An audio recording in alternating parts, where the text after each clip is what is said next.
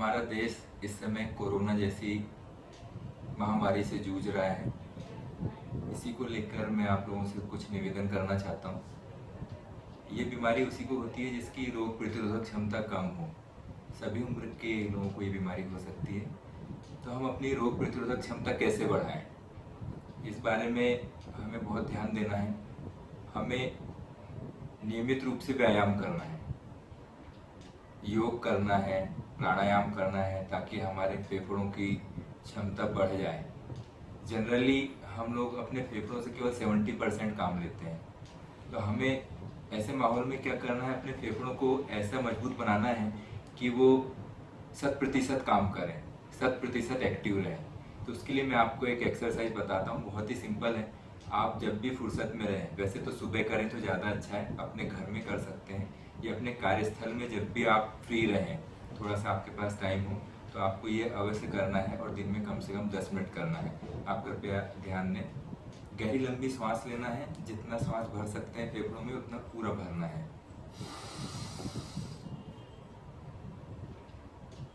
जितनी देर में हमने श्वास अंदर ली, कम से कम उतनी ही देर श्वास रोक के रखें और उससे डबल समय में, दुगने समय में श्वास को धीरे धीरे छोड़ना है। यही प्रक्रिया हमें बार बार रिपीट करना है। देखिए, ये तो हुई फेफड़ों को मजबूत करने की बात। दूसरी चीज़, हमें नींद भी प्रॉपर लेना है। कम से कम दिन में हम 8 घंटे सोएं और हमारा खान पान अच्छा हो।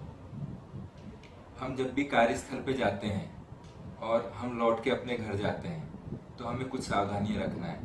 क्योंकि यदि हम अपने खुद से प्यार करते हैं, अपने परिवार वालों से प्यार करते हैं, अपनों से प्यार करते हैं, तो हमें खुद का और अपने परिवार वालों का ध्यान रखना बहुत ज़रूरी है।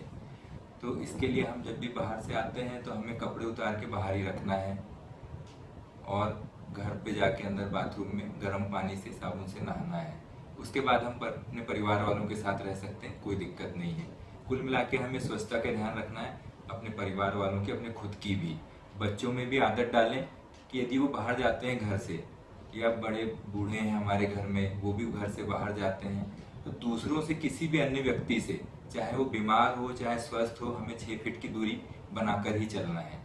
और ऐसी हमारी आदत डालें कि 1-1 घंटे में हमें हाथ धोना है। हर थोड़ी थोड़ी देर में हाथ सैनिटाइज करने की जरूरत नहीं है। यदि हमारे पास हाथ धोने की व्यवस्था है तो हाथ धोना ही हम प्राथमिकता से करें, वो ज़्यादा ज़रूरी है।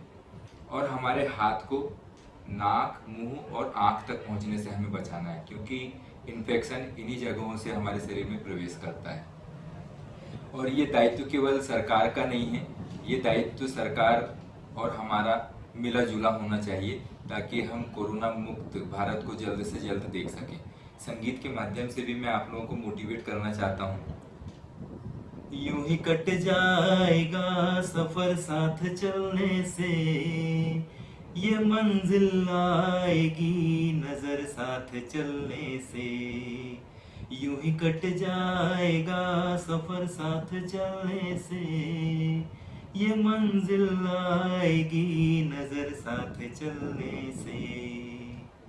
कहती हैं ये वादियाँ बदलेगा मौसम, ना कोई परवाह है ना कोई है गम। आंधियों से खेलेंगे दर्द सारे झेलेंगे, आंधियों से खेलेंगे दर्द सारे झेलेंगे।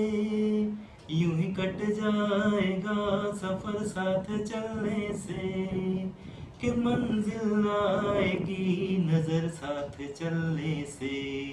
एक बात डॉक्टर होने के नाते मैं अपने सारे मरीजों के लिए बोलना चाहता हूँ कि आप हॉस्पिटल यदि बहुत ही ज़रूरी है तो ही आएँ।